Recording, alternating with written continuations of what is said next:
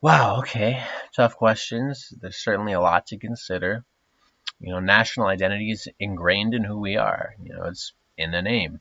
It's a piece of our identity. It gives us common ground and a connection with others who share our experience of living in the same country.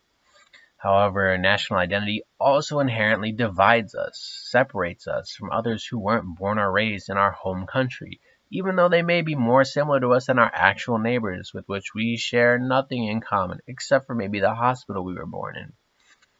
So is national identity important? Well, it is, but maybe it shouldn't be. It can be a useful tool for motivating citizens to unite against terrorism or support a war in a foreign country, but I wouldn't say that's necessarily right. I think that a person should take pride in their homeland if they want to, but their homeland also shouldn't be restricted to a nation. Just because you're born and raised within the boundaries of America doesn't mean you have to identify as an American. If you're Amish and living in Amish country, you probably don't have a whole lot in common with the average American. So does it make sense to identify as one? Or maybe you'd rather be a citizen of the world. Above all else, you identify as a human being and believe that all humans should have the same rights and opportunities regardless of their place of birth.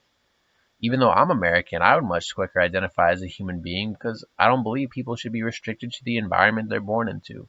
The world's full of beautiful places, and no one should be prevented from seeing parts of it because they weren't born in the right place.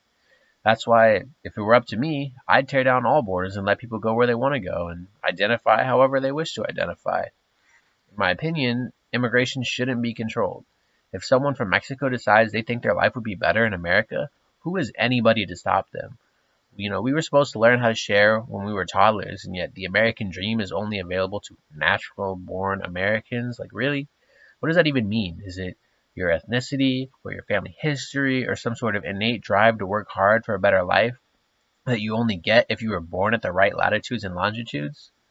It's honestly laughable that we as Americans would turn away anyone that's just trying to improve their situation.